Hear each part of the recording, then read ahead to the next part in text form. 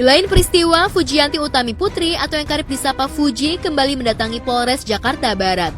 Jika sebelumnya ia hanya ditemani oleh kuasa hukum, untuk kali ini ia ditemani oleh kakak kandungnya Fadly Faisal.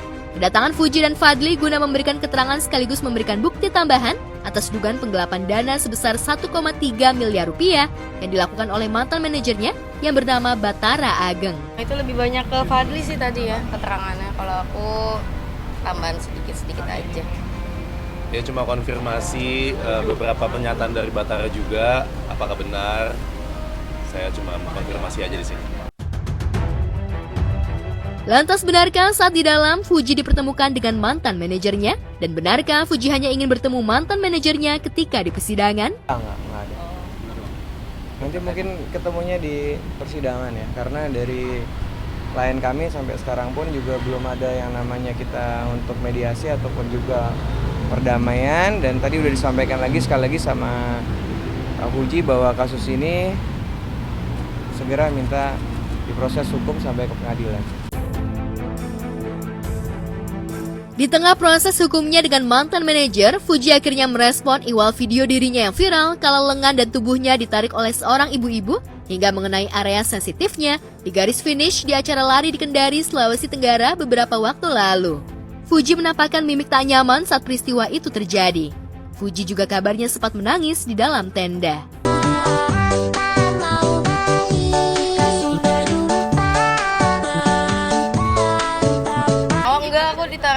Pas ditarik ibu mah aku nggak nangis, biasa aja. Itu namanya mungkin dia gemes ya, ngefans, itu mah nggak masalah. Tapi yang aku permasalahin itu kalau misalnya kena ke area-area sensitif ya, aku tidak menyalahkan siapapun itu. Mungkin itu karena tempatnya itu ramai banget, nggak kondusif. Di tempat berbeda, Dinar Candy benar-benar nelangsa. Sejak bertemu dengan kekasihnya Apek, hidupnya semakin rumit. Apalagi ia dikait-kaitkan dalam kasus penggelapan usaha milik Apek. Dan yang teranyar adalah, wanita yang berprofesi sebagai DJ itu kerap disebut-sebut mendapatkan pundi-pundi sekaligus perusahaan dari Apek. Namun hal tersebut dibantah Dinar. Justru ia banyak mengeluarkan uang untuk usaha barunya bersama Apek. Tak tanggung-tanggung, 7 miliar rupiah ia telah gelontorkan untuk usaha kapal tongkang tersebut, namun hingga saat ini Dinar sama sekali belum mendapatkan untung. Terus kan aku kan mungkin dibilangnya gimana-gimana, jadi aku memang di sana itu aku tuh diajak usaha sama mereka lah. Ada beberapa pengusaha, aku belum bisa sebutin namanya, diajak usaha dan aku mengalami kerugian sekitar 7 miliar rupiah yang mereka belum bayarkan. Poin sekitar bulan Desember ini aku transfer 1 miliar ke perusahaannya untuk pembelian kapal. Terus ini 1 miliar lagi, ini atas nama aku, pembelian kapal juga. Terus ini ada, ini nama aku ya, ini 1,5 M, ini uang aku, 7 Maret 2024 untuk pelunasan kapal. Terus di sini ini Desember aku ada transfer 1,5 lagi. Yang uang aku invest di sana tuh aku nggak dapet uang sama sekali. Jadi ini tagihannya. Berarti 1% pun belum. Aku 1% pun belum makan uangnya. Selain rugi miliaran rupiah, kehidupan Dinar juga penuh ancaman dan teror. Belakangan, ia kerap dihantui mimpi buruk berturut-turut dan di setiap mimpi itu melahirkan luka lebam di sekujur tubuh. Belum lagi kediamannya sempat didatangi orang-orang tak dikenal hingga kiriman binatang yang membuat adik-adiknya tiba-tiba jatuh sakit. Kalau di rumah aku tuh kayak ada belatung sama ada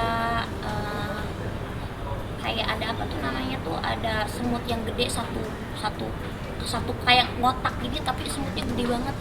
Terus aku dikasih tahu adik aku kayaknya ada yang nggak beres deh. Nah terus adik aku ini dia sakit-sakitan terus, yang cewek. Terus jadi beberapa kali ada masa yang turun mengatasnamakan aku nggak paham yang berkasus kok Apek, tapi nama aku dibawa-bawa terus. Dan aku udah pernah tekanin ke mereka juga, karena seenggaknya aku pernah ketemu mereka dan pernah kenal mereka. Aku minta disampaikan ke musuh-musuh semuanya, musuhnya kok Apek, aku tidak ikut campur, ini urusan kalian, jangan bawa-bawa aku. Tapi aku diteror terus, itu kayak tiap hari itu aku dimimpiin aneh. kayak dimimpiin kayak ada yang merampok aku, ada yang mau bunuh aku kayak gitu. Jadi aku pernah mimpi kayak benar-benar disiletin orang kayak gitu. Jadi secara tidur aja maksudnya tuh dihantuin seperti itu, secara realnya ditekan juga. Jadi menurut aku sih udah saatnya aku ngomong, maksudnya tuh aku sebagai perempuan merasa diintimidasi sama orang-orang fiktif gak jelas itu. Lantas benarkah permasalahan yang kini dialami membuat Dinar menyesal sudah bertemu dan join bisnis dengan Apek? Kalau nyesel, kalau bukan nyesel sih lebih baik nggak tahu dari awal aja udah. Lebih baik aku entertain lucu, karena kalau banyak masalah kayak gini keceriaannya aku hilang, kayak cerianya aku tuh hilang, habis kreativitasnya aku mati. Aku kemarin kan aku dipanggil kan, aku sekalian nganterin nasi padang, cuman aku gimana ini kata aku mau nagih hak aku ke siapa kan. Cuman aku bilang, kamu jelasin lah, kan masalah sama kamu, kenapa harus yang diincarnya aku tuh bilang gitu. Cuman kan gak bisa ngapa-ngapain juga.